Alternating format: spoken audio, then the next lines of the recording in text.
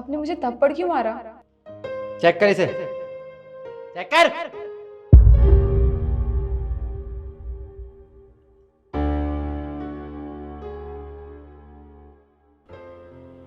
थोड़ा सा नमक ज्यादा हो गया। नमक ज्यादा है? तुझे अच्छे से पता है ना कि मम्मी को बीपी की प्रॉब्लम है, तूने फिर भी नमक ज्यादा डाला क्यों? मैंने जानबूझ के नहीं डाला, गलती हो गई मुझसे। गलती से हो गया? तेरी गलती ना बहुत ज़्यादा बढ़ गई है। कभी तू नमक ज़्यादा डाल देती है, कभी मिर्च। तुझे एक काम दिया हुआ है, वो भी ठीक से नहीं होता तुझसे। रहने दे बेटा, इसे कुछ बोलने की जरूरत नहीं है। अरे इसके माँ बाप ने दहेज में तो कुछ दिया नहीं, ये दे दिया सारी जिंदगी का बोझ जो हमें पूरी जिंदगी ढोना पड़ेगा। माँ जी, आपने क्या कहा कि मेरे माँ बाप ने दहेज के नाम पे 1 रुपए भी नहीं दिए हैं? शायद आप भूल रही हैं कि मेरे माँ बाप ने आप लोग को 5 लाख रुपए कैश दिए थे, उसके अलावा एक गाड़ी दी है, इतना सारा सोना दिया है, और ये सारा जो फर्नीचर घर में पड़ा हुआ है ये सब मेरे माँ बाप ने ही दिया है। जिस सोफे पे आप बैठे हो आराम से ना, वो भी मेरे घर वालों के पैसों से ही आया है। हाँ तो अगर तेरे घर वालों ने थोड़ा बहुत कुछ दे भी दिया है तो किसके लिए दिया है? तेरी सुख सुविधा के लिए। गाड़ी किस लिए दी है? ताकि और सोना, सोना तू पहनती है, तेरे लिए ही दिया है।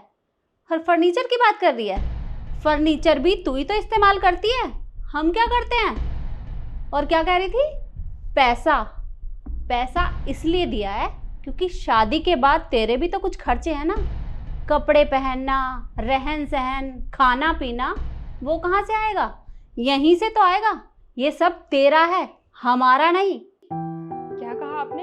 ये सब कुछ मेरा है? अरे मेरा तो खुद का पति भी नहीं है, वो भी आपके इशारों पे चलता है। और सुख सुविधा, मुझे कौन सा सुख मिला है इस घर में 2 साल से? सुबह 5 बजे उठ जाती हूँ मैं और पूरा दिन काम करती हूँ, रात को 11 बजे फ्री होती हूँ। और गाड़ी आपका बेटा लेके जाता है, वो चलाता है गाड़ी। मुझे तो कहीं जाना भी होता है तो आप कहते हो बेटा ओडोस चली जाइए। और गहनों की तो आप बात ही मत कीजिए मम्मी जी। गहने के नाम पे बस मेरे पास ये मंगलसूत्र है, बाकी मेरा सारा सामान आपने आते ही ले लिया था। और कपड़े, आज तक आपने खुश होकर भी कभी मुझे एक साड़ी भी नहीं दी है। जितने भी कपड़े मेरे पास है वो सब मैं अपने मायके से लेके आती हूँ, और उनमें से भी जो अच्छे कपड़े होते हैं उन्हें छाट के अपनी बेटी को पकड़ा देते हो आप। हाँ तो क्या हो गया? भाभी आपकी ननद हूँ और आपका हक बनता है मेरा ध्यान रखना, समझिए आप। दीदी, आपने हक की बात कर ही दी है तो ये बताइए कि मेरा हक कहाँ पे है? आप मुझे एक बात बताइए, जो कपड़े आप यहाँ से लेके जाती हैं वो सारा अपनी ननद को दे देती हैं? मैं क्यों दूं अपने कपड़े अपनी नन्नत को? वो कपड़े मेरे माँ बाप ने मुझे दिए, ना कि उसे। तो जो कपड़े आप लेके जाती है ना, वो कपड़े भी मेरे माँ बाप ने मुझे दिए हैं, ना कि आपको, जिन्हें आप मुझसे बिना पूछे मुंह उठा के लेके चली जाती हैं। नव्या, अपनी हद में रहकर बात करो। तुम ना अपनी हद पार कर रही हो। तुम्हें बहुत देर से देख रहा हूँ, तुम मेरी माँ और बहन के साथ बदतमीजी से बात कर रही हो। अगर तुमने अब कोई अपशब्द बोला ना तो मुझसे बुरा कोई नहीं होगा, समझी तुम? तुमसे बुरा कोई हो भी नहीं सकता है, और हद तो आज तुमने पार की है मुझ पे हाथ उठा के। और वैसे भी तुमने कोई बहुत बड़ा काम नहीं किया मुझे मार के। तुमने सिर्फ अपनी माँ के दिए हुए संस्कारों का परिचय दिया है। तुम्हें कितने अच्छे संस्कार मिले अपने माँ बाप से, है ना? पर अफसोस तो मुझे इस बात का है कि इस घर में 2 औरतों के होते हुए भी तुमने मेरे ऊपर हाथ उठाया और किसी ने तुम्हें कुछ बोला भी नहीं।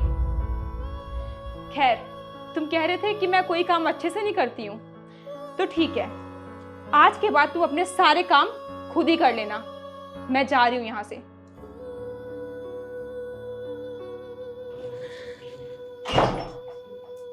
आप लोग कमेंट में बताइए कि मैंने सही किया या गलत।